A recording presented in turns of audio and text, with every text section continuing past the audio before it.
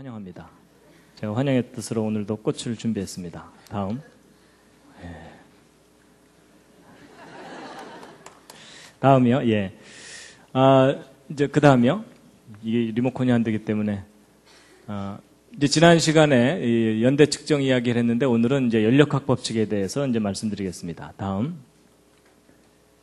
히브리서 11장 3절 말씀인데요. 함께 한번 읽으시겠습니다. 시작. 믿음으로 모든 세계가 하나님의 말씀으로 지어진 줄을 우리가 아나니 보이는 것은 나타난 것으로 말미암아 된 것이 아니니라. 좀 알 듯 모를 듯한 말씀입니다. 보이는 것은 나타난 것으로 말미암아 된 것이 아니니라 라는 좀 이해하기 어려운 말씀인데요. 네, 다음이요. 네, 다음. 예, 오늘은 이제 그 우주의 법칙과 성경, 이제 과학의 법칙과 성경에 대해서 말씀드릴 텐데 특별히 연력학 법칙에 대해서 말씀드리려고 합니다. 여러분 그 연력학 법칙을 모르는 사람과는 인생을 논하지 말라 이런 말이 있습니다. 들어보셨습니까? 예, 안 들어보셨을 겁니다. 제가 한 말입니다. 다음 넘겨주시죠. 예. 여러분 연력학 법칙 과학의 가장 중요한 법칙 중에 하나입니다. 영어로는 그 전으로 다 되돌려 주시고요. 예, 리모컨이 지금 작동을 안 하니까. 예, 영어로는 이제 연력학 법칙을 thermodynamic law라고 하는데요. 열과 힘에 관한 법칙입니다. 뭐 제목이 굉장히 어렵죠. 근데 내용은 알고 보면 쉬운 얘기입니다. 열 받으면 힘이 난다. 뭐 이런 뜻입니다. 이해가 확 되시죠? 예. 여러분, 주전자에 물을 끓이면 이 주전자 뚜껑이 딸깍딸깍거리죠? 이게 뭐냐면 이제 열을 받으니까 증기의 그 힘으로 이제 뚜껑을 밀어 올리기 때문에 이제 그렇게 되는 겁니다. 그래서 바로 그 열과 힘과의 관계를 연구하다가 여기 무슨 법칙이 있구나라고 이제 알게 된 건데 발견되기를 연력학이라는 학문 분야에서 먼저 발견돼서 그렇지 이제 물리 분야에서 거의 전 우주적으로 적용되는 법칙입니다. 그리고 철저하게 경험적인 법칙입니다. 그걸 가져가시면 예, 철저하게 경험적인 법칙인데요. 다음 한번 넘겨주시죠. 제가 이제 지난번에 그 전반기 때 봄에 말씀드릴 때 예, 과학에 대해서 얘기하면서 법칙과 이론의 차이를 설명드린 적이 있었습니다. 둘 중에 어느 쪽이 확실한 거라 그랬죠? 법칙입니다. 법칙은 증명이 된 것을 법칙이라고 하기 때문에 법칙은 확실한 것이고 이론은 다시 관찰할 수 없고 또는 다시 관찰할 수 있다 하더라도 예외들이 자꾸 생기기 때문에 이제 이론이라고 합니다. 그래서 과학자들이 법칙을 발견하고 난 다음에도 그 법칙에 반대되는 증거들이 생길 때 그 법칙을 버립니다. 그런데 이제 이 연력학 법칙은 발견된 이후로 지금까지 반대되는 증거가 없는 과학의 가장 근본적인 법칙입니다. 한번 눌러주시고요. 그래서 이 법칙과 이론을 제가 설명드리면서 마치 올림픽에서 금메달과 은메달의 차이처럼 과학의 법칙은 금메달이고 이론은 은메달이다 이런 말씀을 드렸듯이 하여튼 법칙은 우리가 지금 현재까지는 믿어야 되는 이제 그런 것입니다. 다음이요. 그래서 이제 연력학 법칙에 대해서 먼저 좀 소개를 해드릴 텐데요. 이 연력학 법칙은 무엇에 관한 법칙이냐 하면 에너지에 관한 법칙입니다. 에너지라는 단어가 좀 생소하신 분들은 쉽게 얘기하면 밥에 관한 법칙이다 이렇게 생각하셔도 됩니다. 우리가 밥을 먹는 이유가 활동하기 위한 에너지를 얻기 위한 것이거든요. 그래서 이제 그 에너지에 관한 법칙인데 이 연력학 법칙은 여러 개가 발견이 됐는데 1법칙, 2법칙, 3법칙 이렇게 발견됐는데 이렇게 발견하다 보니까 1법칙보다도 더 기본적인 법칙이 나중에 발견돼 갖고 할 수 없이 그것을 0법칙 이렇게 해놨습니다. 다음. 그래서 이제 0법칙부터 3법칙까지 이렇게 쭉 있는데 그중에 오늘 1법칙과 2법칙을 이제 주로 설명을 드릴 겁니다. 다음이요. 여러분 그 밥을 먹을 때 양이 중요합니까? 질이 중요합니까? 어느 쪽을 더 중요하게 생각하십니까? 둘 다 중요합니다. 그렇죠? 예. 아무리 좋은 음식도 뭐 이만큼 알약 하나 주고서 하루 버티라 그러면 신경질 나죠. 그렇죠? 그래서 이제 밥에도 양과 질이 있는 것처럼 이 에너지도 양과 질이라는 두 가지 측면이 있습니다. 그래서 첫 번째 법칙은 양에 관한 법칙입니다. 근데 그 양이 어떻게 된다는 거냐? 보존된다는 법칙입니다. 양이 보존된다. 그럼 이제 두 번째 법칙은 질에 관한 법칙이거든요. 근데 이제 그건 좀 이따 말씀드리기로 하고, 이제 이 에너지의 양이 보존된다는 법칙인데, 눌러주시죠. 여러분 그 예전에 물리 배우실 때 그 위치 에너지라는 거 배운 기억이 나십니까? 예, 물이 높은 곳에 있으면 위치 에너지가 있는데 그 물을 흘려 내려보내면 물레방아가 돌게 되죠. 돌면서 운동 에너지로 변합니다. 다음이요. 그리고 이제 저 운동 에너지, 물레방아 도는 걸 이용해서 이제 발전기를 돌리면 전기가 얻어지거든요. 다음 눌러주시죠. 예, 전기 에너지는 얻어지고 저 전기를 이용해서 전기를 켜게 되면 빛과 열이라는 것을 이제 얻을 수가 있습니다.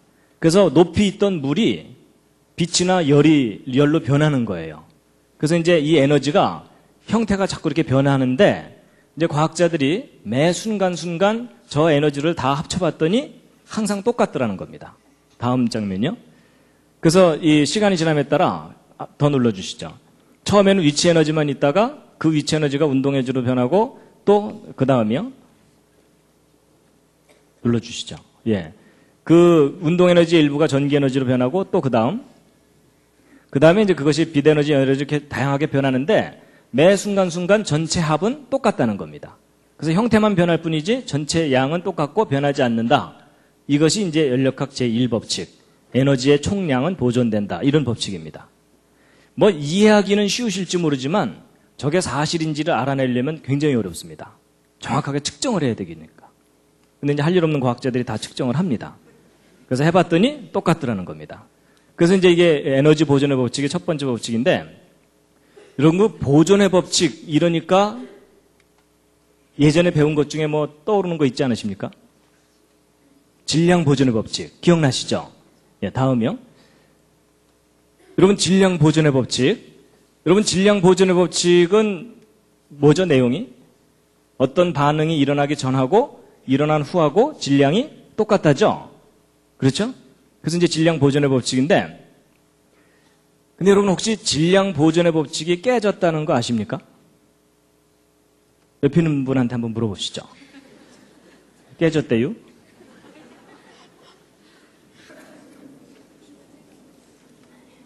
그래서요, 이제 질량 보존의 법칙 깨졌다는 거 아시는 분이요? 예, 몇 분 계시는군요. 예. 여러분 그 법칙이 깨진다는 말은 예외가 있다는 말이거든요. 근데 그 질량 보존의 법칙이 적용되지 않는 실제 예가 발견됐습니다.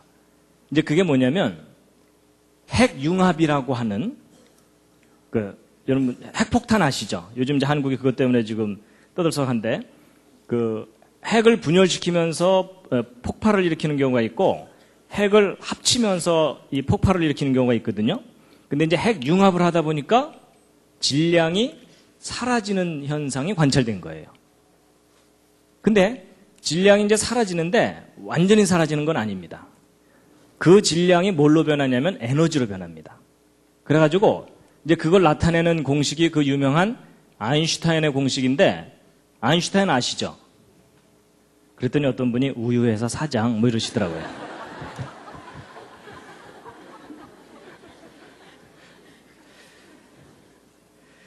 이게 그 유명한 그 아인슈타인의 공식인데요. 여러분 이 아인슈타인의 공식이 뭐냐면 에너지는 질량에다가 이게 C가 비타민 C가 아니라 그 빛의 속도입니다. 그래서 질량에다가 빛의 속도의 제곱을 곱한 것과 같다. 뭐 이런 뜻이거든요. 근데 이제 저게 예, 알겠습니다.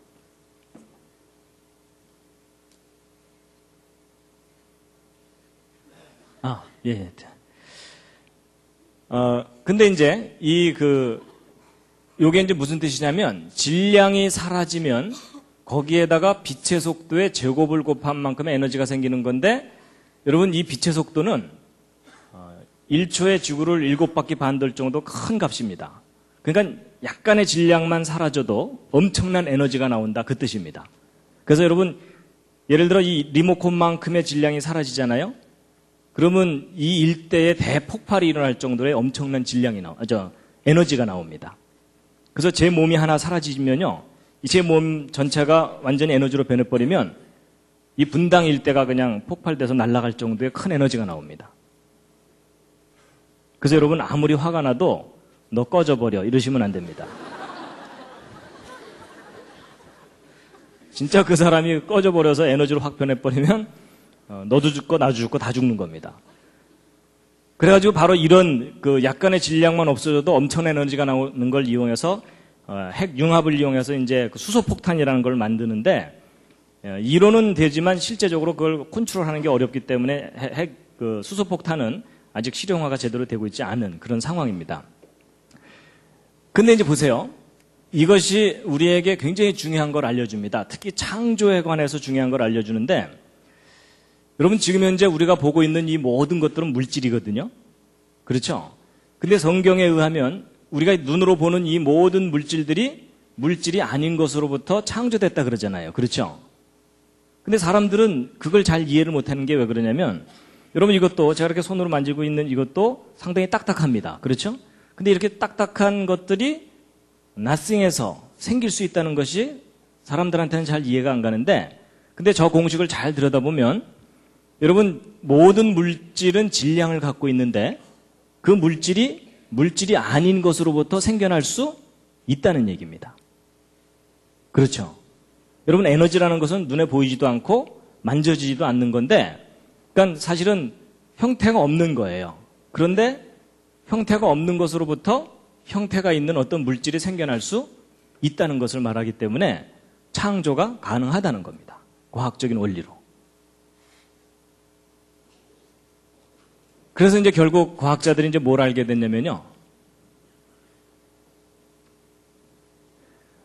이 질량이라는 것도 하나의 그 에너지구나라는 걸 알게 돼가지고 결국 질량 보존의 법칙보다도 더 넓은 의미로 에너지 보존의 법칙이라는 것을 이야기하게 된 겁니다.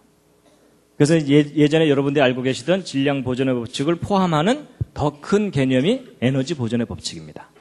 그래서 이제 제1법칙에 대해서 이제 말씀을 드렸고요. 자, 그 다음에 이제 한 가지 말씀드릴 게 이제 뭐가 있냐면,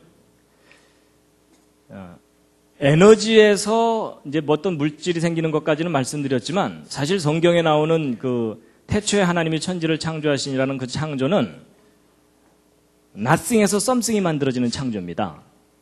근데 여러분, 우리가 보는 이 모든 물질들이 nothing에서부터 생길 수 있다는 것이 이제 사람들한테 잘 이해가 안 가고, 야, 이건 과학적으로 말이 안 된다 이렇게 생각을 하는데, 근데 여러분, 이 물질 세계의 본질을 알고 나면 nothing에서 something이 생길 수 있다는 걸 이해를 하실 수가 있습니다. 자, 이제 무슨 얘기냐면요. 여러분, 제가 보이십니까? 제 마음 말고 제 몸이 보이세요? 여러분들이 지금 저를 본다고 생각하시지만 여러분들이 저의 실체를 보고 있지 못하십니다. 이게 무슨 궤변이냐? 궤변이 아니고요. 제가 과학적인 사실을 말씀드리는 건데요. 여러분, 우리가 이렇게 단단한 이런 돌이나 이런 쇳덩어리들이 nothing에서부터 생길 수 없다고 생각하는데, 물질 세계의 기본 구조를 알고 나면 이해를 할 수가 있습니다. 여러분, 모든 물질은 원자로 되어 있다는 거 아시죠? 그렇죠? 근데 이제 이 원자의 구조가 어떤지를 과학자들이 알고 나서 깜짝 놀랐습니다. 이 우주가 사실은 텅 빈 거라는 걸 알게 된 거예요. 무슨 말이냐면요. 여러분, 이 원자는 그 중심에 핵이라는 게 있고 그 주변을 전자가 돈다는 거 기본적으로 아시죠? 뭐 모르셔도 괜찮습니다. 오늘 알려드릴게요. 그런데 이제 우리는 보통 그 원자가 이렇게 있으면은 그 속이 대부분은 꽉 차 있을 거라고 생각을 하거든요. 근데 아닙니다. 여러분, 이 원자 내에서 이 핵과 전자의 상대적인 크기와 거리를 비유적으로 말씀드린다면 어떤 상태냐면, 이 핵을 농구공만 하다고 생각하면 이 전자는 콩알보다도 작습니다. 그 크기가. 그런데 문제는 이 전자가 농구공 바로 옆에서 이렇게 돌고 있는 게 아니고 어느 정도 거리를 떨어져서 돌고 있는 셈이냐면 대략 한 2km쯤 떨어져서 돌고 있는 겁니다. 2km쯤. 그러면 이 핵으로부터 이 전자까지 이 중간은 뭐냐면 텅 빈 공간입니다. 허공. 근데 저런 구조를 가진 원자들로 여러분과 제 몸이 이루어져 있습니다. 그럼 여러분 2km짜리를 꽉 압축을 하면 이 중간이 다 사라지면서 이 전자가 요 핵에 딱 들러붙겠죠? 그럼 2km짜리 공이 농구공만해질 정도로 압축이 된다는 뜻입니다. 그러니까 제가 이렇게 폼을 잡고 이렇게 서 있지만 제 속에 들어있는 이 절대 공간인 이 허공을 다 빼내고 이 핵하고 전자만 모아서 저를 압축하면 제가 얼마나질 것 같습니까? 2km짜리가 요만해지는 거니까 제가 2m도 채 안 되니까 1mm도 안 될 만큼 조그매지는 겁니다. 그러니까 제 몸을 이루고 있는 물질만 모으면 그 정도밖에 안 된다는 뜻입니다. 근데 그게 지금 뻥튀기가 돼갖고 제가 여러분 앞에 이렇게 서 있는 겁니다. 그러면 이제 이 핵은 그럼 꽉 차 있느냐? 아닙니다. 이 핵을 조사해봤더니 그 속에 중성자와 양성자들이 뭉쳐 있는 건데 이 중성자와 양성자를 뺀 나머지 대부분은 또 텅 빈 허공입니다. 그나마 이 중성자와 양성자가 속이 꽉 차 있느냐 하면 그렇지도 않고 그 속에 쿼크나 소립자로 이루어졌는데 여러분 이 핵도 이 핵 내부에 있는 공간을 허공을 다 빼내고 이 소립자나 쿼크 이런 것들만 딱 모아놓잖아요. 그러면 티끌 하나만 해집니다. 그래가지고 이 핵 자체도 거의 부피가 제로기 때문에 예를 들어 이 지구 있죠. 저 지구를 이루고 있는 원자 속에 있는 허공을 다 빼내고 이 지구를 이루고 있는 전자하고 소립자만 딱 뭉치면 얼마나지냐면 이 지구는 티끌보다도 작아집니다. 안 믿어지시겠지만 그게 사실입니다. 그래서 이 지구가 압축을 시키면 거의 제로가 돼버리고요. 그것뿐만 아니라 우리가 살고 있는 이 우주 있죠. 이 우주에 있는 별들을 다 모아가지고 압축을 하잖아요. 탁구공보다도 작아집니다.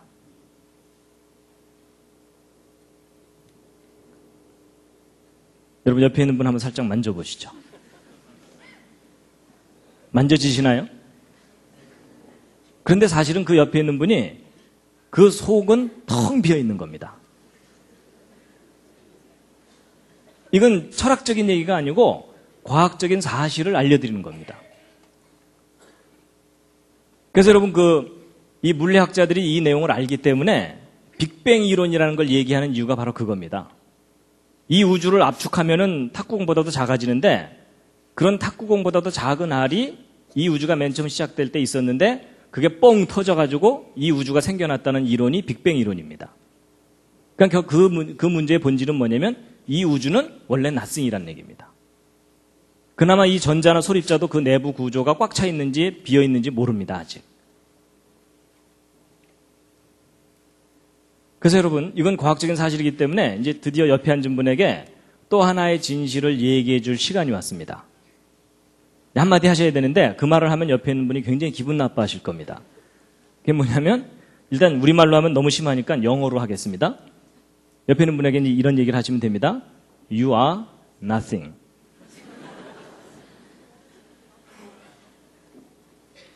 실제로요. 이걸 우리말로 하면 어떻게 됩니까?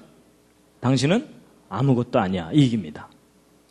그래서 여러분 우리가 사실은 이렇게 폼 잡고 이렇게 있지만요. 이 뻥튀기 돼가지고 이렇게 부풀려져 있는 거지 우리의 몸을 이루고 있는 물질적인 실체는 거의 티끌 하나입니다.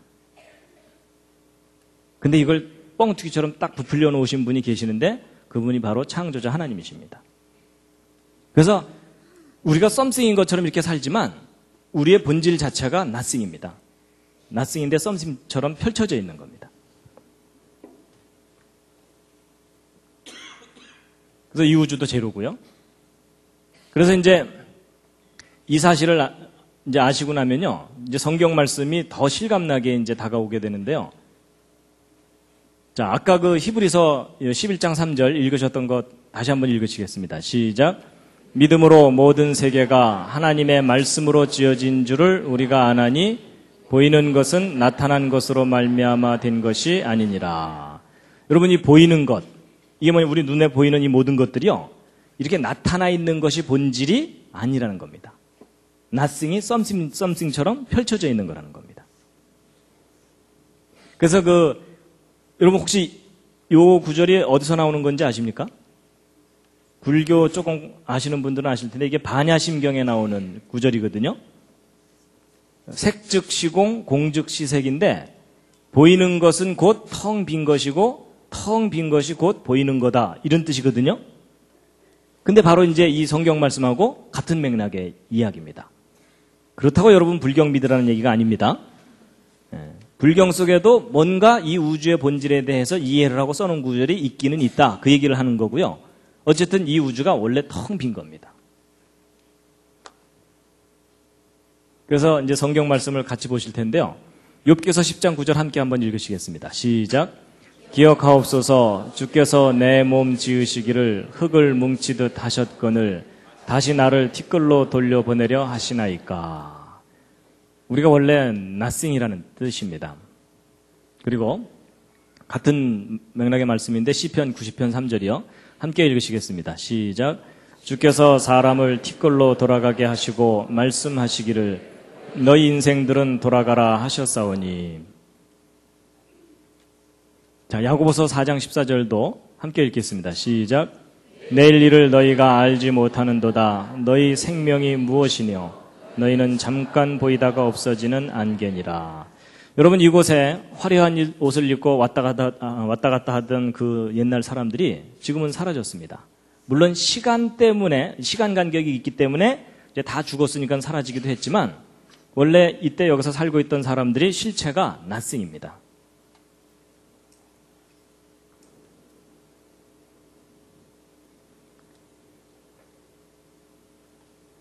사람 정도가 아니고요. 이사야서 40장 15절 읽으시겠습니다. 시작. 보라, 그에게는 열방은 통에 한 방울 물 같고 저울에 적은 티끌 같으며 섬들은 떠오르는 먼지 같으니. 여러분, 이 세상 모든 만물이 그냥 하나의 티끌이라는 겁니다. 근데 이게 과학적으로 옳은 표현입니다. 자, 히브리서 1장 3절 말씀인데요. 함께 한번 읽으시겠습니다. 시작. 이는 하나님의 영광의 광채시요 그 본체의 형상이시라. 그의 능력의 말씀으로 만물을 붙드시며. 여러분, 여기 보세요. 그의 능력의 말씀으로 만물을 붙드신다, 이렇게 되어 있는데요. 여러분, 손바닥 한번 이렇게 쳐보시겠어요? 손뼉을 한번 쳐보시겠습니까? 손뼉을 치면은 손뼉이 쳐지죠? 그렇죠? 여러분, 손뼉 딱 쳤는데 그 두 손이 투명 인간처럼 서로 확 통과하거나 이런 일은 없죠? 손뼉을 치면 항상 손이 아프고서 이렇게 부딪히잖아요?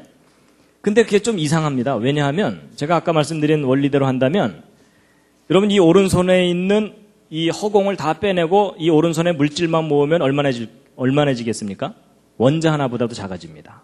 이 왼손도 마찬가지고요. 그렇죠? 그럼 여러분, 두 개의 원자를 허공에 던졌을 때 부딪힐 확률 거의 제로입니다. 이게 뭐하고 똑같으냐면요. 미국에서 총을 한번 쏘고 한국에서도 총을 한번 쐈는데 태평양 중간에서 그 총알 두 개가 딱 만날 확률보다도 더 작은 것이 원자 두 개가 부딪힐 확률입니다. 그럼 사실 우리가 이게 손뼉을 딱 칠 때 이게 부딪히기보다는 서로 통과를 해버려야 됩니다.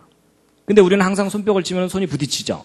그 이유가 뭐냐면 그게 물질과 물질이 부딪히는 게 아닙니다. 물질이 부딪히는 게 아니고 뭐가 부딪히는 거냐면 필드, 그러니까 어떤 장이 부딪히는 건데요. 이제 영어로 하면 필드고 우리말로 하면 여러분 그 장풍이라는 거 혹시 아세요? 그 무협지 같은 데 나오는 거, 그렇죠?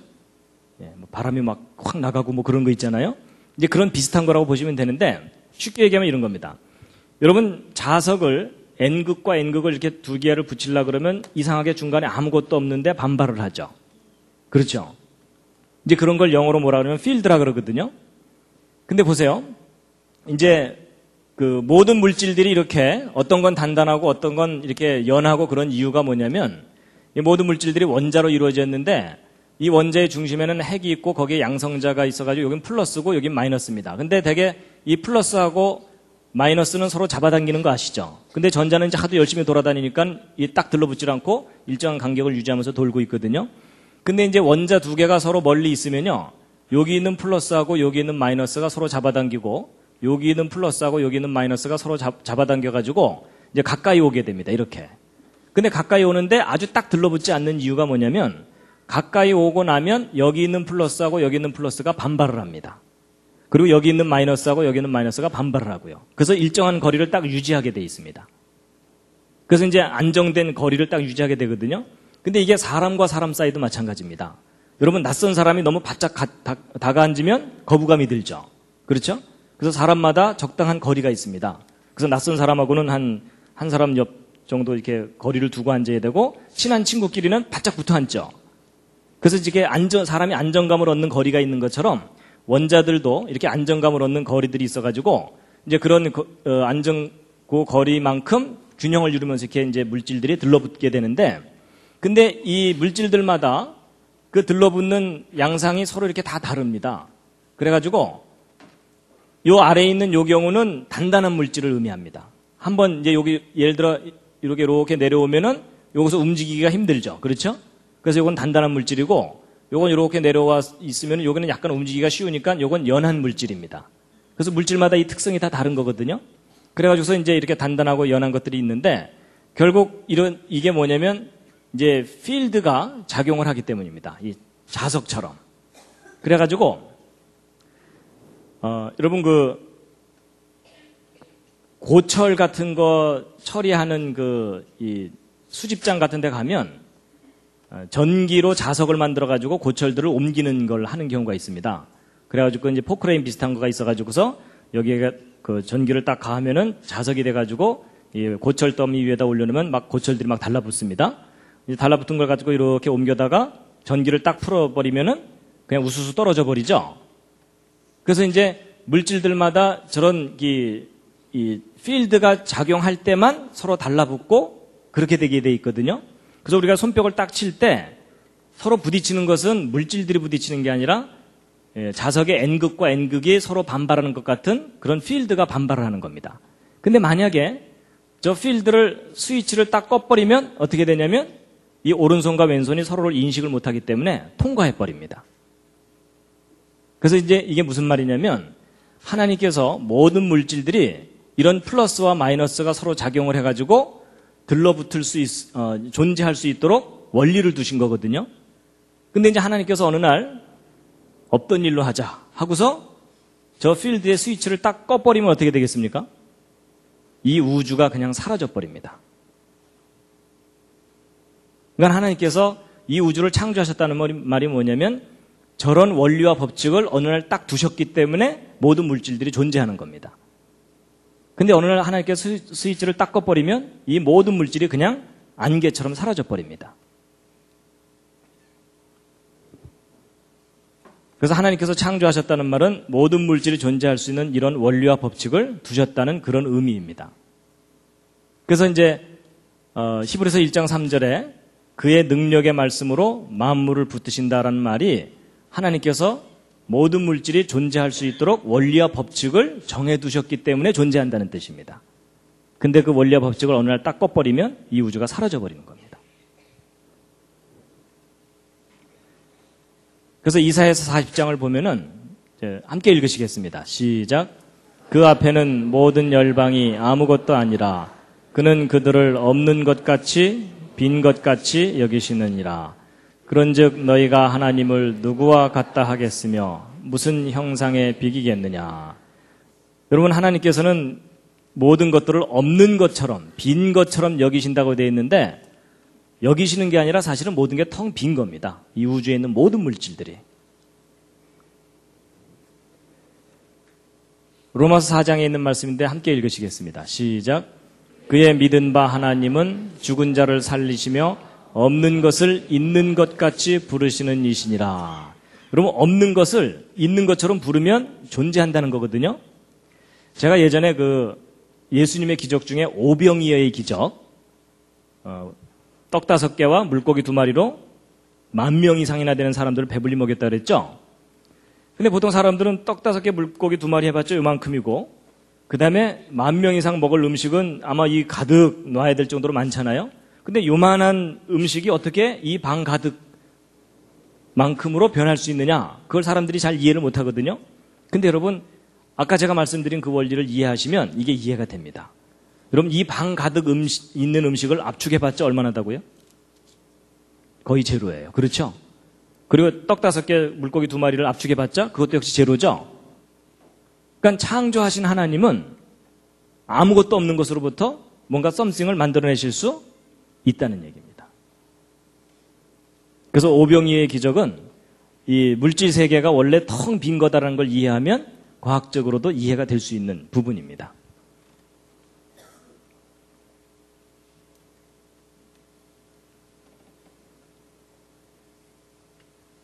이사야서 40장 26절에 있는 말씀인데요. 함께 읽으시겠습니다. 시작.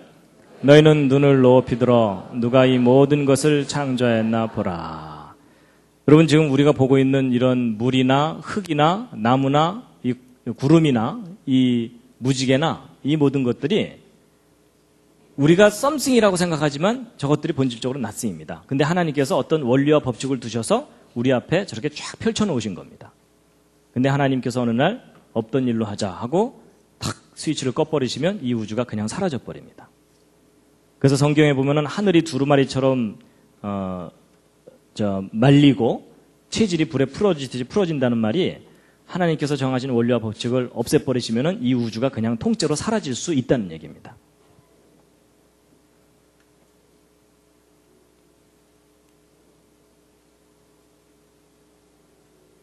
제가 이 기능이 예. 요 두 번째 것을 열어주시겠습니까? 두 번째 연력학 법칙 2를요. 잠시 기지개를 한번 쫙 켜주겠습니다.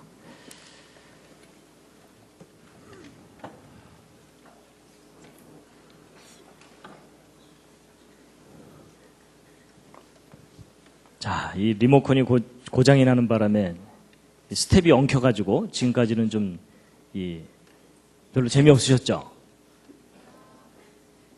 네, 잠시. 자, 이번에는 이 연력학 제2법칙을 이제 말씀드릴 텐데요. 로마서 7장 24절 25절 말씀인데 함께 읽으시겠습니다. 시작. 오호라 나는 곤고한 사람이로다. 이 사망의 몸에서 누가 나를 건져내랴. 우리 주 예수 그리스도로 말미암아 하나님께 감사하리로다. 그런즉 내 자신이 마음으로는 하나님의 법을 육신으로는 죄의 법을 섬기노라. 이제 연력학 제2법칙을 말씀드릴 텐데요. 이제 1법칙보다 더 중요한 것이 이제 2법칙입니다. 연력학 제2법칙은 모든 만물이 어느 한쪽 방향으로 흐른다는 겁니다. 그래서 물은 항상 위에서 아래로 떨어지죠.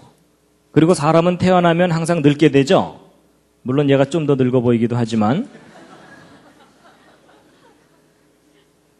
그래서 여러분, 내청춘 돌리도라는 말이 무슨 말이냐면 그게 이제 돌아갈 수가 없기 때문에 그냥 한탄을 하는 건데, 여러분, 모든 만물이 한쪽 방향으로 갑니다. 그래서 이제 이 우주에는 어떤 방향성이 있다라는 것을 나타내는 것이 연력학 제2법칙입니다. 그래서 그것을 보통 이제 시간의 화살이라고 합니다. 이제 화살은 한번 활에서 떨어져 나가면은 한쪽 방향으로만 가잖아요. 그렇죠? 이제 그런 겁니다. 연력학 제2법칙은 아까 첫 번째 법칙은 양에 관한 법칙인데 두 번째 법칙은 품질에 관한 법칙입니다. 근데 이 품질이 점점 나빠진다는 법칙입니다. 그래서요, 여러분, 잔잔한 물에다가 돌멩이를 던지면 이 파동이 일잖아요, 이렇게. 그러다가 시간 지나면 이 파동이 점점 줄어들게 되죠. 그래서 결국은 다시 잔잔해지는 거잖아요. 그래서 높낮이가 처음에 있다가 그게 점점 이렇게 줄어들게 되는 것을 나타내는 것이 이제 연력학 제2법칙인데, 높낮이가 클 때는 물레방아를 아주 힘차게 돌릴 수가 있습니다. 근데 높낮이가 낮아지면은 물레방아를 힘차게 못 돌리죠. 그래서 뭔가 처음에는 의욕적으로 시작했다가 그 의욕이 점점 사라져가는 그런 걸 나타내는 법칙이 연력학 제2법칙입니다. 그래서 커피도요, 뜨거운 거 갖다 놓고서 한참 시간 지나다 보면 식어버리죠. 이런 미지근한 거 갖다 놨는데 한참 일하다 보니까 옆에서 펄펄 끓더라. 이런 일은 절대 안 일어납니다. 그래서 우리가 늘 경험하는 현상들을 과학자들이 법칙으로 정리해 놓은 것인데요. 그래서 이제 연력학 제2법칙은 고급 에너지가 저급 에너지로 변해간다. 이런 걸 나타내는 건데, 이제 이 연력학 제2법칙을 다양한 학문 분야에서 다양하게 표현을 하는데, 고전연력학. 이 고전연력학은 뭐냐면, 맨 처음에 전기기관차 만들어냈던 사람들이 이제 연구해서 알게 된 건데, 에너지는 항상 소모된다는 겁니다. 그래서, 아까 이 물이 높은 곳에 있을 때 위치 에너지가 있다 그랬죠? 근데 이 물을 여기 흘려보내고 나면은 더 이상 이 물레방아를 돌릴 수가 없게 됐죠. 위치가 낮아지면서. 그래서 이 위치 에너지가 예를 들어 처음에 1000만큼 있었는데 이걸 흘려내려보내면 위치 에너지가 제로가 되기 때문에 에너지가 소모가 됩니다. 근데 이제 이렇게 얘기하면 어떤 분들은 소모가 되긴 뭐가 소모되냐? 이거 다시 퍼올리면 1000을 얻을 수 있지 않느냐? 이런 생각이 드시죠? 근데 여러분 세상에 공짜가 어디 있어요? 이거 퍼올리려면 에너지가 또 들죠. 근데 과학자들이 이거 퍼올릴 때 얼마나 에너지가 드는가를 측정을 해보았더니 항상 1000보다 큰 에너지가 들어요. 그러니까 1000을 얻자고 1000보다 더 큰 걸 소모해야 되죠. 그럼 결국 전체적으로 손해예요, 이익이에요? 전체적으로 손해입니다. 근데 항상 이런 일이 일어난다는 게 법칙입니다. 그러니까 우리가 에너지를 사용하면 사용할수록 점점 소모된다. 이게 법칙입니다. 그럼 여러분 에너지가 다 소모되고 나면 모든 것들이 정지해버리죠? 그럼 이 우주가 죽게 된다는 뜻입니다. 그래서 이걸 연장해서 생각하면 결국은 이 우주는 언젠가는 죽는다라는 걸 나타내는 법칙이 연력학 제2법칙입니다. 그래서 여러분 사람도 마찬가지입니다. 여러분 사람이 열심히 먹고 난 다음에 가끔 힘주죠. 그렇죠? 근데 여러분 사람이 물레방아하고 똑같아요. 우리가 먹는 이 음식은 고급 에너지입니다. 근데 이 뒤로 내보내는 것은 저급 에너지죠. 그렇죠? 그래갖고 바로 요것과 요것의 차이를 이용해가지고 사람들이 이렇게 활동하면서 사는 겁니다. 물레방아하고 원리가 똑같죠. 그렇죠? 그 다음에 이제, 여러분 이 자전거 중에 옛날 어른들은 아실 텐데 발전기 달린 자전거 아시죠? 그래서 밤에 이제 어두워지면은 이 발전기를 바퀴 쪽에다 딱 붙여놓으면은 뱅뱅뱅 돌아가면서 전기를 이렇게 내게 됩니다. 근데 이 맹구가 이걸 가만히 보더니 기가 막힌 아이디어를 생각해냈어요. 뭐냐면 이 전기를 이용해서 불을 킬 게 아니고 이 전기를 이용해서 이 뒤에다가 모터를 돌리면 모터가 돌아가면 뒷바퀴 돌아갈 거고 뒷바퀴 돌아가면 앞바퀴 돌아갈 거고 앞바퀴 돌아가면 전기가 생길 거고 이 전기로 다시 뒷바퀴 돌리면 한 번 싹 페달만 한번 밟아주면 저절로 부산까지 가겠죠? 근데 이런 일이 실제로 일어날까요? 안 일어날까요? 안 일어납니다. 왜냐하면 여기서 열심히 페달 밟아도 전기를 100% 생산해내지 못하고 이 전기가 모터를 100% 돌리질 못해요. 그러니까 한 번 돌아오고 나면 에너지가 줄줄줄 다 새버려요. 그러니까 그 다음에 또 우리가 또 페달을 밟아야 되거든요. 그래서 에너지가 자꾸 소모가 되기 때문에 우리가 계속 힘들게 에너지를 투입하면서 살아야 되는 그런 원리가 작용하는 게 이제 연력학 제2법칙입니다. 그래서요, 이 연력학 제2법칙을 나타내는 것이 이제 뭐냐면 항상 이 새 것이 낡은 것으로 변해가는 것을 나타내는 겁니다. 이게 연력학 제2법칙인데요. 여러분, 집을 만들어 놓고 나면 이 집이 점점 낡아져 가지고서 무너지지 이런 벽돌들이 저절로 이렇게 막 질서 있게 세워지지 않잖아요. 그래서 이런 벽돌들이 이렇게 질서 있게 세워지려면 지혜와 능력으로 에너지를 투입해야만 이렇게 질서가 생깁니다. 그래서 화산이 폭발해가지고 저절로 집이 안 생기는 이유는 질서가 무질서로는 가지만 무질서가 질서로는 자동적으로 안 갑니다. 그래서 이제 우리가 이런 법칙 하에 살고 있기 때문에 항상 질서가 무질서로 이제 가는 것을 겪고 있기 때문에 우리가 끊임없이 청소해야 되고 이런 겁니다. 여러분 한 달 동안 머리를 안 감았는데 늘 감은 듯한 머리더라. 이런 일은 절대 안 일어납니다. 여러분 맛있게 먹고 나면은 꼭 설거지 해야 되죠. 그렇죠? 그래서 우리가 활동하면 활동할수록 무질서가 주변에 늘어나게 돼 있거든요. 여러분 처음 들어올 때는 정돈이 잘 돼 있다가 여러분 가고 나면 막 쓰레기도 남고 뭐 이러잖아요. 그게 질서가 무질서로 자연스럽게 간다는 법칙입니다. 그래서 특히 이 어린 아이들은 이 무질서를 만드는 데 선수입니다. 근데 사람이 성숙하게 되면 자기가 에너지를 투입해서라도 질서를 세웁니다. 그래서 교회도 마찬가지입니다. 다른 사람을 배려하는 그런 마음이 없는 성숙하지 않은 사람들이 교회에 많이 모이면 교회가 많이 어지러워집니다. 근데 남을 배려할 줄 아는 성숙한 사람이 있으면 교회에 질서가 생기거든요. 그래서 사람은요, 가만히 내버려두면 타락하게 돼 있습니다. 맞죠? 그게 연력학 제2법칙입니다. 그리고 여러분, 강의 듣고서 나가면서 곧바로 잊어먹으시죠? 그것도 연력학 제2법칙에 해당됩니다. 그렇죠? 예, 그런 겁니다. 그리고 보통 이제 이 예배 딱 참석했을 때는 오늘은 끝까지 들어보자 이러지만 조금 시간이 지나면 혼수 상태로 접어들죠? 뭐 작심삼일 이런 모든 내용들이 바로 연력학 법칙에 해당됩니다. 그래서 맨 처음 완전했던 상태에서 점점 불완전한 상태로 자연스럽게 내려간다는 것이 연력학 제2법칙입니다. 그래서요, 이 연력학 제2법칙에 관련해서 이제 그 한 가지 설명드릴 게 뭐냐면요. 여러분 금 좋아하시죠? 금. 근데 이제 이 금을 보시면, 보통 금은방에 가서 순금을 사면 보증서를 써주는데 거기에 몇 %라고 보통 돼 있던가요? 99.9 내지는 99.95 보통 그렇게 써줍니다. 그래서 요즘 금 한 돈이 얼마죠? 한 뭐 5만 원에서 10만 원 그 사이죠? 그렇죠? 예. 근데 이제 보통 일반 금은방에서 파는 금은 뭐 한 돈에 5만 원, 10만 원 이렇게 될 텐데 이런 반도체에 사용하는 금은 순도가 훨씬 높은 금을 써야 됩니다. 왜냐하면 이 반도체 연결하기 위해서 아주 가나다란 금실을 써야 되거든요. 지금은 이제 다른 물질로 대체를 하지만 옛날에는 금을 썼어요. 왜냐하면 금은 녹이 안 슬거든요. 그래갖고 아주 가느다랗게 이제 해서 이제 전기를 흘려보내야 되는데, 근데 이 금 속에 들어있는 이런 불순물들이 열을 내게 됩니다.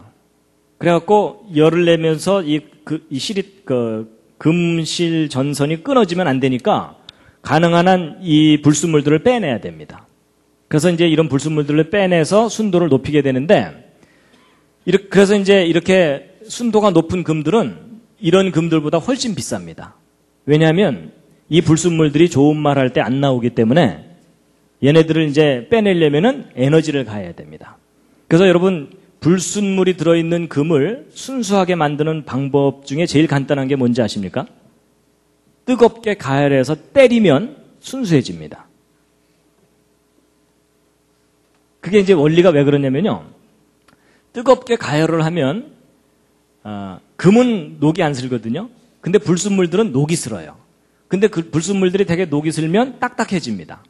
딱딱해지면 막 때리게 되면은 딱딱한 게 비스켓처럼 떨어져 나갑니다.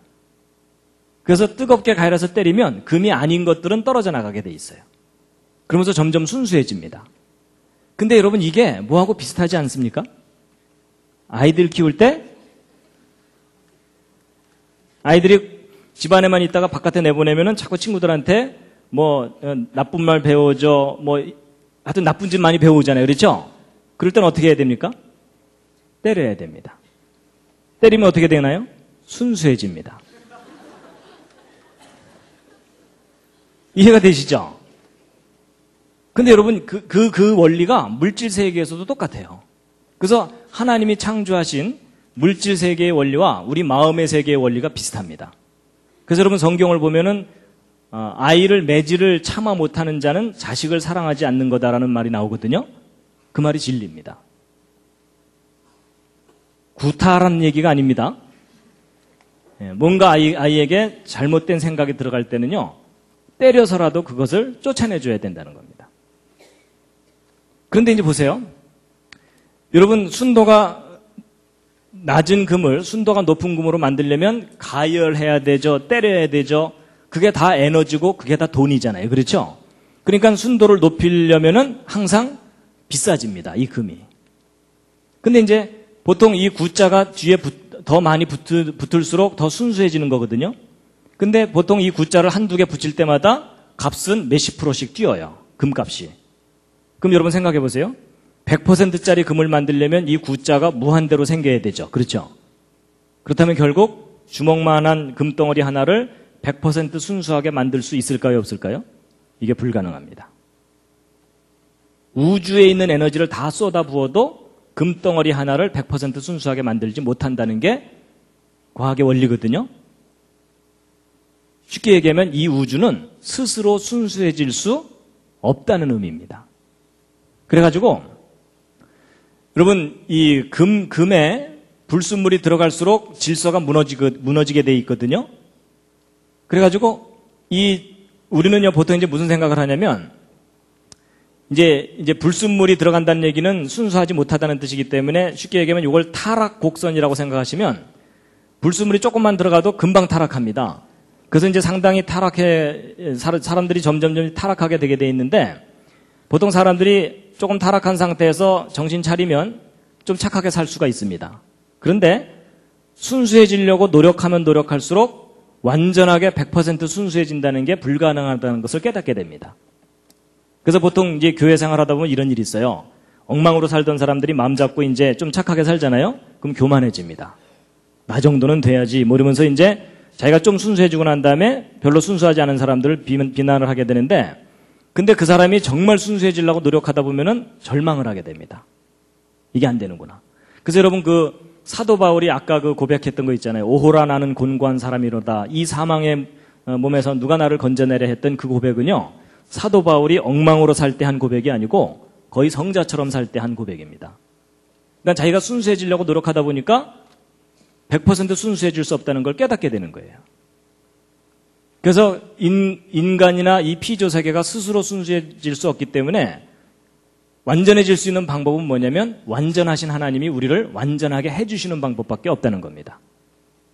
그래서 제가 이 물질 세계 속에서 이런 원리, 제가 이제 재료공학을 공부했기 때문에 저런 연력학 법칙 저런 거 배우거든요. 근데 이거 배우면서 제가 이 과학의 법칙하고 이 성경의 원리학과 똑같구나. 제가 그걸 깨닫게 됐습니다. 자, 그래서 이제 이 연력학 제2법칙의 아주 중요한 요점 중에 하나가 바로 이제 이 그림인데요. 잘 보세요. 지금 말씀드린 자연 법칙, 바로 연력학 법칙은 시간이 지날수록 질서가 무너진다는 법칙이죠. 근데 여러분 학교에서 가르치는 진화론은 뭐냐면 점점점 시간이 지나갈수록 무질서에서 질서가 생겨난다는 이론이죠. 여러분 제가 서두에서 뭘 말씀드렸냐면 법칙과 이론 중에 어느 쪽이 더 중요하다고요? 법칙이 우선이라 그랬죠? 그래서 여러분 그런 얘기를 하는 겁니다. 연력학 제2법칙 하나만 제대로 알아도 이 진화론이 근본적으로 잘못된 이론이라는 걸 알 수 있다라고 말하는 거가 바로 이겁니다. 근데 여러분 성경을 보면 맨 처음에 하나님께서 완전하게 만드셨던 때가 있고 그 이후로 타락했다고 돼 있죠? 그게 과학 법칙하고 통합니다. 그래서 여러분 과학의 법칙은 절대로 성경에 반대되지 않습니다. 오히려 과학의 법칙들이야말로 성경이 옳다는 것을 아주 강력하게 뒷받침해 줍니다.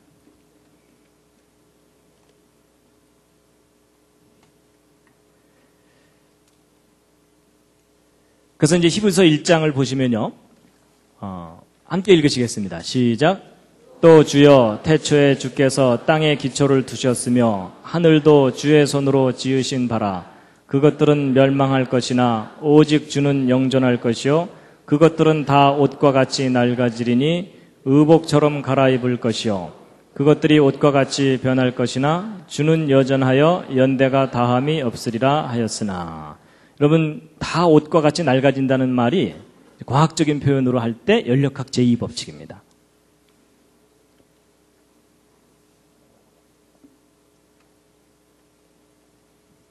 자, 그 다음에 이제 마지막으로 이제 한 가지 더 말씀드릴 텐데요. 이제 세 번째 것을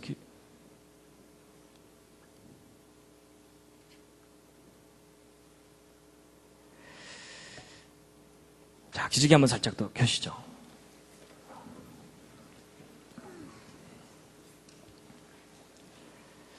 자, 이제 마지막으로 이제 정말 중요한 부분이 이제 남았습니다. 뭐냐면,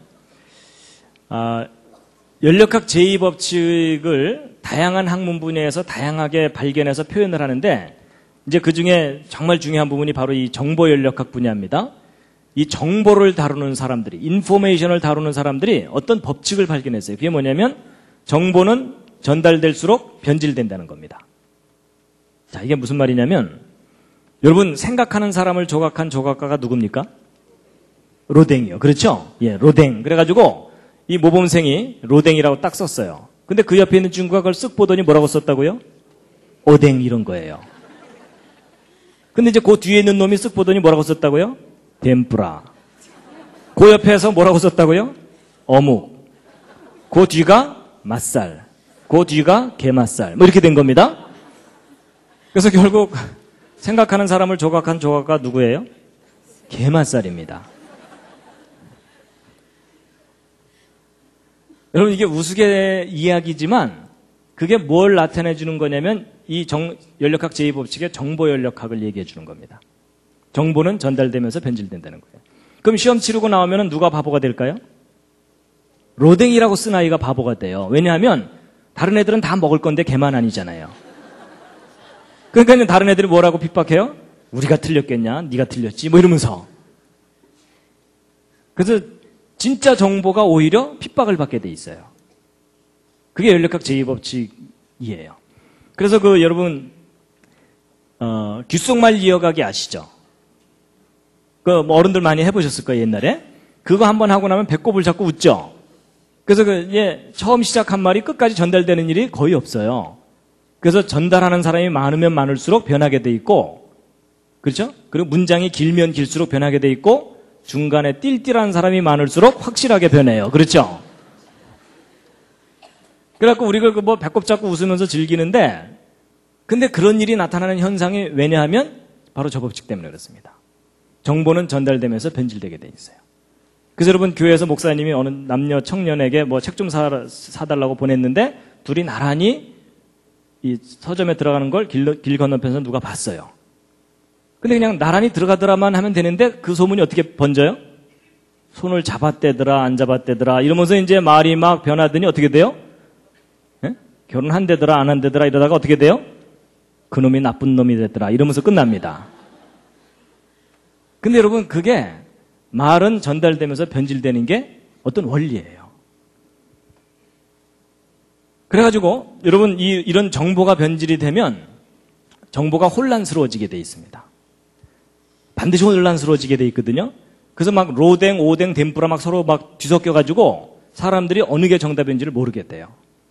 근데 이런 현상이 당연히 나타나게 되는데 그래가지고 그렇게 되게 되면 이 정보연력학적인 원리에 의하면은 초기 정보를 잃어버리게 돼요. 그러니까 로댕을 잃어버리게 되는 거예요. 그러니까 오뎅과 덴뿌라가 서로 싸우는 거예요. 서로 자기가 진리라고. 그래서 여러분 오늘날 현대인들이 특히 창세기에 나오는 천지창조, 에덴동산 이야기, 노아의 홍수 이야기, 바벨탑 사건 이야기들에 대해서 그걸 사실이라고 믿는 사람은 거의 없죠.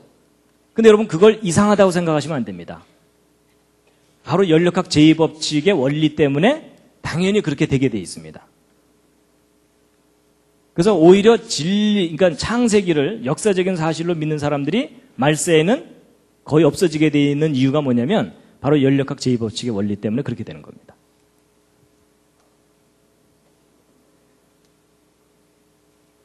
그 다음에 이제 이 연력학 제2법칙이 작동을 하게 되면 개념의 혼란이 증가하는데요. 예를 들어 사랑이요. 여러분 사랑이라는 게 얼마나 가치 있는 단어입니까? 그렇죠?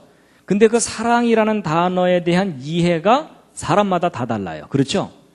그러는 바람에 사랑한다니까 이러면서 서로 싸운다고요. 그렇죠? 그리고 여러분 죄가 뭐죠? 죄가 뭡니까? 제가 지난번 한자 얘기할 때 알려드렸는데요. 하나님의 말씀에서 벗어나는 게 죄입니다. 근데 오늘날 현대인 중에 죄가 하나님의 말씀에서 벗어나는 게 죄라고 알고 있는 사람은 거의 없어요. 그렇죠? 그래서 이 정확한 개념이 변질되게 되어 있습니다. 그리고 예전에는 행복의 기준이 뭐냐 그랬을 때 옛날 우리 어른들 중에 돈이 기준이라고 생각한 사람 그리 많지는 않았습니다. 그렇죠? 근데 요즘은 그냥 돈이 행복의 기준이 돼버렸고요. 그 다음에 이제 진리가 밥 먹여주냐 이러면서 진리에 대해서 관심이 없어졌거든요. 그래서 결국 초기 정보도 잃어버리고 개념이 혼란해지면은 가치관의 붕괴가 일어납니다. 그래서 오늘날 현대인들이 가치관의 붕괴가 일어난 이유가 바로 이런 원리가 작동하기 때문에 그렇습니다. 그리고 여러분 종교만큼 또 혼란스러워진 게 없습니다. 그렇죠? 정말 중요한 게 종교인데 인간을 구원하는 것이 종교인데 종교가 혼란스러워져 가지고 여러분 자칭 메시아가 이 세상에 얼마나 많아요. 그렇죠? 내가 재림 예수다 이러잖아요. 그럼 이제 그 옆에 있는 사람이 난 널 보낸 적이 없다 뭐 이러면서 둘 다 묶어놔야 됩니다. 그렇죠? 그래서 여러분 이 시대에 진짜 종교를 찾는 일은 정말 어려운 일입니다. 그렇죠? 예. 그래서 이렇게 종교가 혼란스러워진 원인 중에 하나도 바로 그 연력학 제2법칙이 작동하기 때문에 그렇습니다. 근데 이제 이 모든 것들이 다 변질되고 그러지만 변질되지 않는 게 있습니다. 그게 뭐냐면 하나님의 말씀은 변하지 않는데요. 이사야서 40장에 있는 말씀인데 함께 한번 읽으시겠습니다. 시작. 풀은 마르고 꽃은 시드나 우리 하나님의 말씀은 영영이 서리라 하라. 자, 이제 마지막으로 이제 뭘 말씀드리고 마칠 거냐면요.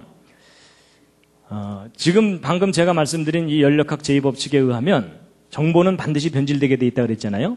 그럼 생각해 보세요. 여러분과 제가 가지고 있는 이 성경은 원본이 아닙니다. 맞죠? 원본이 아니고 이건 우리가 가진 성경은 번역본이에요. 그러니까 원본이 있을 거고 그 원본을 곧바로 번역한 게 아니라 여러분 지금 모세가 받았던 십계명이라든지 모세 오경의 그 원본들은 지금 없어요. 맞죠?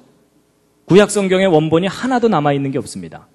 그래서 그 원본을 필사를 했어요. 옮겨 적었어요. 근데 여러분들도 옮겨 적어 보시면 알지만 옮겨 적을 때마다 글자 틀리죠.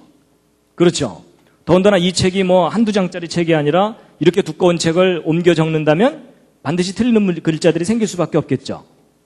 아까 그 연력학 제2법칙에 의해서. 맞죠? 그렇다면 이제 우리가 어떤 의심이 드는 거냐면 도대체 이 책이 원본과 똑같다고 누가 보장할 수 있느냐 하는 거예요. 그렇죠? 원본이 남아있으면 원본과 대조해보면 틀린 데를 알 수 있겠는데 그나마 원본도 없어요. 그래서 여러분 이 성경이 오랫동안 심각한 도전을 받았습니다. 어떻게 이것을 정확하게 믿을 수 있느냐는 거예요. 그러니까 예를 들어 예수 그리스도를 믿어야만 구원을 얻는다 하고 여러분과 제가 그렇게 알고 있잖아요. 근데 만약에 성경 원본에 예수 그리스도를 믿어도 구원을 받는다 이렇게 만약에 돼 있다면 우리가 그동안 얼마나 그것 때문에 치고받고 싸우고 서로 죽이고 그랬어요. 그렇죠? 근데 성경 원본이 없기 때문에 성경이 정말 정확한 기록인지 확신할 수가 없었던 거예요. 그래서 오랫동안 성경이 그런 도전을 받아왔었는데 여러분 안심하시기 바랍니다. 우리가 가진 성경 정말 믿을 만한 책인데요. 이제 원본이 없는 상태에서 도대체 우리가 가지고 있는 이 사본들이 믿을 만한 거냐라는 것을 검증하는 과학적인 방법이 있는데요. 이제 그걸 고서검증법이라고 합니다. 우리가 가지고 있는 사본이 얼마나 원본과 똑같은지 이제 검증을 하는 건데 몇 가지 기준이 있습니다. 그게 뭐냐면 사본들 간의 오차가 적을수록 믿을만하고 사본들의 숫자가 많을수록 믿을만하고 원본과의 연대차가 적은 사본일수록 믿을만하다라는 어떤 객관적인 기준들을 가지고 이제 성경의 사본들을 이제 조사를 한 건데 사본 간의 오차가 적을수록 믿을만하다는 건 무슨 말이냐면 똑같은 내용에 대한 사본들이 여러 개가 있는데 그들 사이에 오차가 적을수록 이 사본들은 믿을만한 거죠. 이건 뭐 쉬운 얘기입니다. 두 번째, 같은 내용을 가진 사본들이 많을수록 믿을만합니다. 왜냐하면 사본이 딱 하나만 있으면 비교해 볼 게 없기 때문에 그게 정확한 원본과 똑같은지 알 길이 없잖아요. 그렇죠? 그래서 이제 믿을만하고 세 번째는 맨 첫 번 원본이 있고 그걸 복사한 것들이 필사한 것들이 연대마다 이렇게 있을 텐데 원본과 가장 가까운 사본이 가장 변질이 안 됐겠죠. 그래서 바로 이제 이런 관점을 가지고 우리가 가지고 있는 사본이 얼마나 정확한지를 검증을 해봤는데 예를 들어 이제 먼저 신약 사본을 말씀드리면요. 여러분 이제 신약 성경만 얘기하면 비교할 게 없기 때문에 일리아드라 그래서 그 서양 사람들이 서양의 지식인들이 성경 다음으로 많이 애송하고 암송하고 뭐 이랬던 고전인데 이 일리아드하고 신약 성경을 둘을 비교해 드리면 사본 간의 오차 여러분 신약 성경 0.5% 있습니다. 여러분 성경에 오차가 없다는 오류가 없다는 것은 원본에 오류가 없다는 얘기지 사본들 사이에는 오류가 있습니다. 그러니까 0.5%라고 하면은 200분의 1이에요. 쉽게 얘기하면 200글자당 한 글자 정도다라고 생각하시면 됩니다. 근데 일리아드는 5%니까 20분의 1이에요. 그러니까 20글자당 한 글자 정도 쉽게 얘기하면. 근데 어쨌든 신약 성경이 일리아드보다 10배 정도 믿을 만해요. 그다음에 이제 사본 숫자 신약 성경 2만 권 이상 발견됐고요. 일리아드는 600여 권이 있어요. 그래서 사본 숫자만 비교해 보아도 40배 정도 신약 성경이 숫자가 훨씬 많으니까 믿을 만합니다. 그다음에 이제 최초의 사본하고 원본과의 연대 차이. 그러니까 지금 현재로 따지면 가장 오래된 사본하고 원본하고의 연대 차이인데 적게는 25년, 많게는 80년 정도 차이죠. 그러니까 평균 한 50년 정도의 차이가 나는 오래된 사본을 가지고 있어요. 신약 성경에 대해서. 근데 일리아드는 원본이 BC 900년인데 최초 사본이 BC 400년이니까 500년 정도 차이죠. 그래가지고서 이 사본들 연대 차이가 신약 성경이 10분의 1 정도로 적어요. 그래서 이제 이건 좀 단순 무식하긴 하지만 어쨌든 이것을 이제 계산을 해보면 신약 성경이 일리아드보다 한 4,000배쯤 믿을만하다 할 정도로 사본이 잘 보존되어 있는 거예요. 정확하게. 근데 여러분 아무래도 0.5% 오차가 있다는 거가 좀 꺼림직하시죠? 근데 여러분 저거에 너무 신경 쓰지 마시기 바랍니다. 저 오차가 어떤 오차냐면 별로 중요하지 않은 오차입니다. 예를 들어 예수께서 가라사대 이렇게 해야 되는데 예수께서 가라사디 뭐 이렇게 썼다거나 이런 거예요. 그러니까 문맥을 잘못 이해할 정도의 오차가 있는 게 아니고 아주 단순한 오차들이 저 0.5% 오차의 대부분이에요.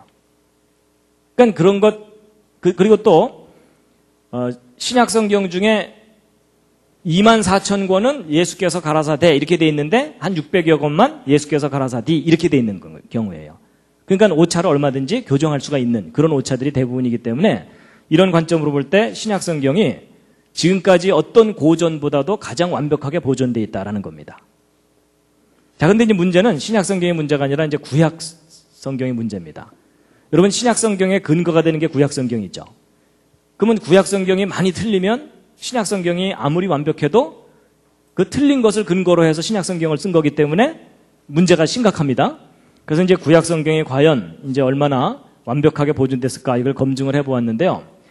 구약 성경의 경우는 모세 오경이 BC 1400년경에 쓰여졌고 구약 성경 중에 제일 마지막 책인 말라기가 BC 400년경에 쓰여졌기 때문에 대략 1000년 기간 동안에 이제 그 책들이 구약 성경 책들의 원본이 쓰여졌습니다. 그런데 얼마 전까지 현대인들이 갖고 있던 구약 성경 사본 중에 가장 믿을만하다고 했던 사본이 마소레 텍스트라 그래서 보통 맛소라 사본 이러는데 이게 맛있는 소라다 이런 뜻이 아닙니다. 이 마소레 텍스트라고 하는 건데 이게 AD 900년경 기록된 겁니다.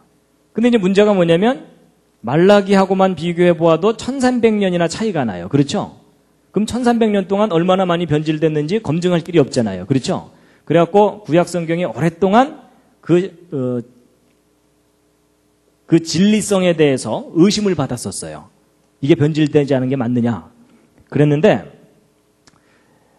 20세기 최대의 고고학적 발견이라고 할 만한 사건이 있는데 그게 뭐냐면 사해사본이 발견된 겁니다. 사해사본인데 여러분 이스라엘에 가면은 여기에 사해가 있습니다. 예루살렘 그 근처에 이 사해가 있는데 이 사해는 이제 소금기가 하도 많아서 사람이 이게 둥둥 뜬다 그러죠. 예. 근데 이 사해 근처에 동굴들이 많아요. 동굴들이 많은데 이 동굴 지역에서 발견된 사본입니다. 그래가지고 이제 맨 이 사해 사본이 처음 발견된 때가 언제냐면 1947년도인데 바로 요 동굴입니다.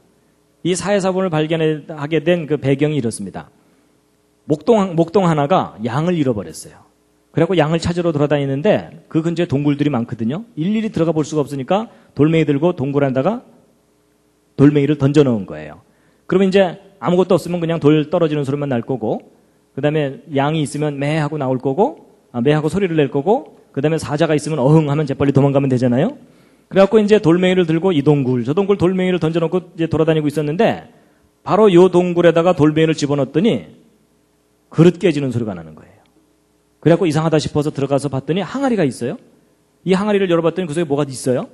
그래갖고 그걸 이제 가지고 나왔어요. 근데 이 목동이 까막눈이라 이게 얼마나 중요한 건지 모르고 그냥 헐값에 어디다 팔았어요. 근데 그게 이제 돌아다니다가 어느 학자한테 발견이 된 거예요. 그래서 이 학자가 이걸 이렇게 열어서 봤더니 이게 너무나 귀한 이 사본이거든요. 그래갖고 수소문을 해서 이거 발견한 목동을 찾아가서 이거 어디서 났느냐 물어봤더니 이 동굴 지역에서 발견된 거예요. 그래갖고 그 일대를 이잡듯이 뒤져갖고 사본들을 이제 다 발견해냈는데 구약 성경 에스더서 빼고 다 발견됐어요. 사본이. 근데 문제는 이 사해 사본이 언제적 사본이냐면 이제 그때 이제 발견된 유물들도 함께 있고요. 그래서 이런 유물과 그 밖의 기록들을 조사해 봤더니 이 사해사본은 예수님 당시쯤 기록된 거예요. 그러면 맞소라 사본하고 1000년 기간의 차이가 있죠. 그렇죠? 그럼 이제 학자들의 관심은 뭐냐면 이 사해사본과 맞소라 사본이 얼마나 서로 틀린가 이거 확인해 보는 거죠. 그래서 1000년이나 지났으니까 굉장히 많이 틀릴 거다 생각했는데 놀라지 마세요. 이사야서 같은 경우 한 글자도 안 틀려요. 그러니까 완벽하게 보존되어 있는 거예요.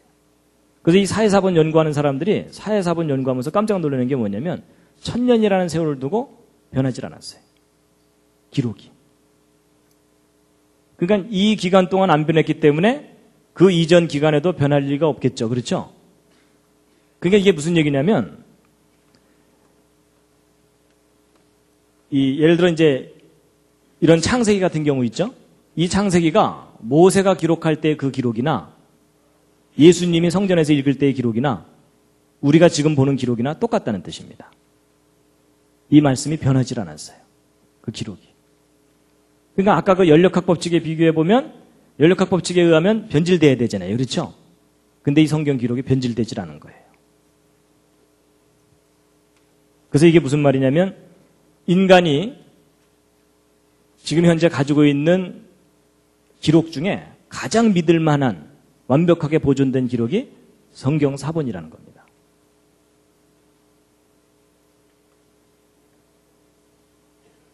그래서 이사야 40장 말씀 다시 한번 읽겠습니다. 시작. 풀은 마르고 꽃은 시드나 우리 하나님의 말씀은 영영이 서리라 하라.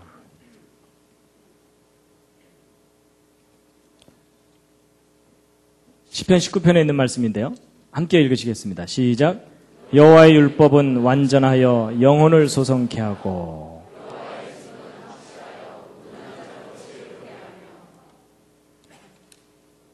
하나님의 율법이 이 완전하다는 것은 이제 내용이 완전하다는 것인데 보존도 완전하게 됐습니다. 그래서 이 사해사본의 발견은 금세기 최대의 고고학적 발견이라고 할 만한 아주 중요한 발견이었습니다. 성경이 믿을 만한 기록이다. 변질되지 않았다라는 것을 우리에게 확증해 주는 그런 발견이었습니다.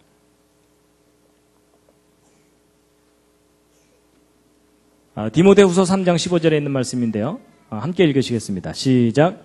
또 내가 어려서부터 성경을 알았나니 성경은 능히 너로 하여금 그리스도 예수 안에 있는 믿음으로 말미암아 구원에 이르는 지혜가 있게 하느니라. 뒤이어 읽겠습니다. 시작.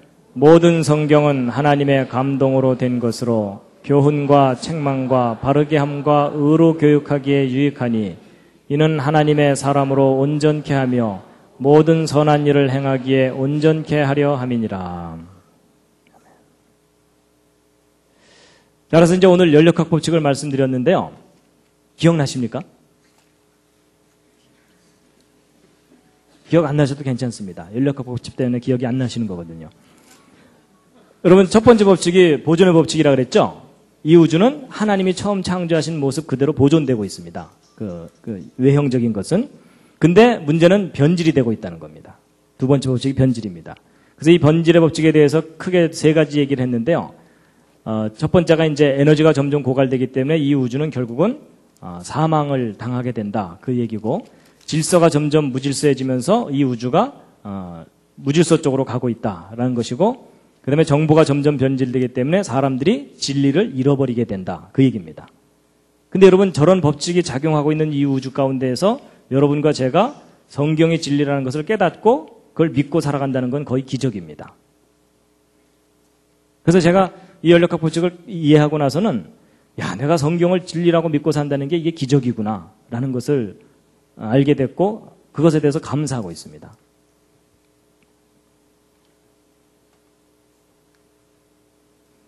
연력학 법칙을 모르는 사람과 인생을 논하지 말라. 동의하십니까? 예, 여러분 이거 이해를 하시면 창조의 원리가 이해가 되고요. 이 우주가 어느 방향으로 가고 있는지도 이해가 되거든요. 그렇습니다. 그렇다고 집에 또 어른한테 가서 연력학 법칙을 아세요? 뭐 이러지는 마세요. 우리 앞 세대들은 몰라도 되지만 이제 우리 이후 세대들은 이 법칙을 알아야 됩니다. 근데 이 법칙을 알게 되면 성경의 진리라는 것이 아주 선명하게 드러나게 됩니다. 마지막 꽃다발입니다.